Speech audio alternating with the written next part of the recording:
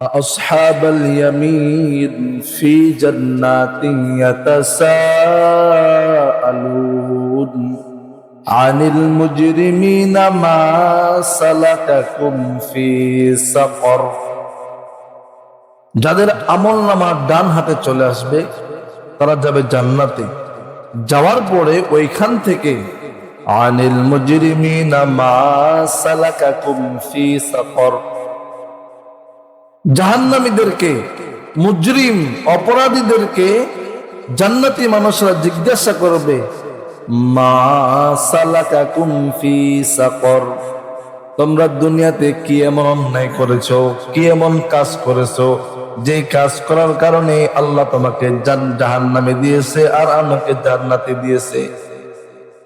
মা সালাকাকুম ফি সাকর, কি কাজ করলা তুমি যে কাজের বদলতে আল্লাহ তাআলা তোমার জন্য চির শান্তির জায়গা জান্নাত তৈরি করেছে, আর সেই জান্নাতে আল্লাহর এত বেশি দয়া থাকা সত্ত্বেও এই জান্নাতে তোমাকে দিল না, তোমাকে জাহান্নামে দিল। কি কারণ, কি কারণ তোমাকে জাহান্নামে নিয়ে গেল? ওই জাহান্নামী মানুষেরা আফসোসের সাথে সকলে বলবে, ক্বালু লাম নাকু মিনাল মুসাল্লিন। ক্বালু, তারা সকলে বলবে, লাম নাকু মিনাল মুসাল্লিন, যারা নামাজি ছিল তাদের সাথে আমরা ছিলাম না, যারা নামাজ আদায় করেছে তাদের সাথে আমরা ছিলাম না।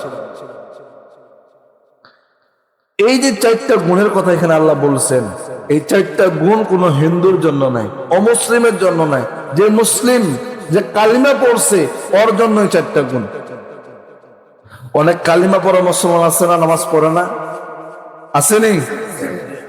তবে আজকের বয়ানে আপনি শুনে যান, যদি আপনি বেনামাজি হন কিন্তু আপনি কালিমাওয়ালা, যদি আপনার সন্তান বেনামাজি হয় কিন্তু কালিমাওয়ালা, আপনার স্ত্রী বেনামাজি হয় কিন্তু কালিমাওয়ালা, আপনার পিতা বেনামাজি হয় কিন্তু কালিমাওয়ালা, আল্লাহ বলছেন কালিমা আছে ঠিকই কিন্তু তার মধ্যে নামাজ নাই, তার জন্য জান্নাত নাই।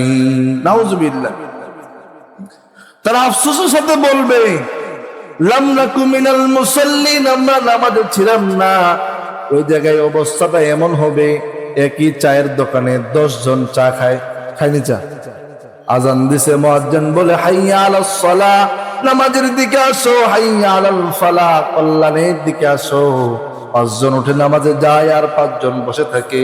একে পরিবারে 2 ভাই মাঠে ঘাটে কাজ করছে, আজান দিছে হাইয়া আলাস সালাহ, নামাজের দিকে আসো, কল্যাণের দিকে আসো। এক ভাই নামাজে চলে এসেছে, আরেক ভাই খেতে কাজ করতেছে। ওই সময় সিচুয়েশনটা এমন হবে, নিজের মায়ের পেটের ভাই দেখবে তার ভাই জাহান্নামের আগুনে জ্বলতেছে, বলবে, ভাই রে, একে মায়ের গর্ভ থেকে জন্ম নিলাম, একে হাড়ের ভাত খাইলাম, একে হাড়ের তরকারি খাইলাম, আজকে তুমি জাহান্নামে আমি জান্নাতে।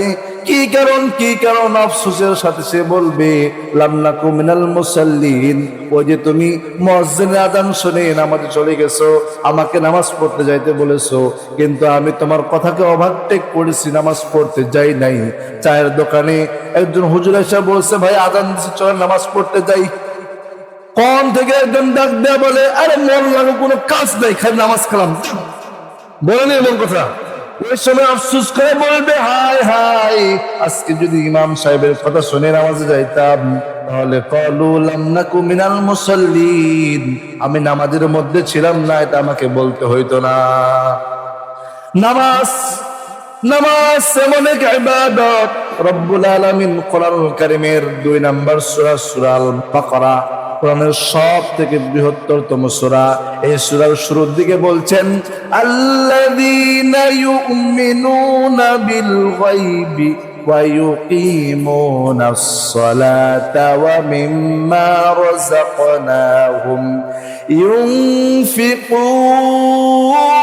ইউনফিকুন। জোরে বলুন আল্লাহু আকবার।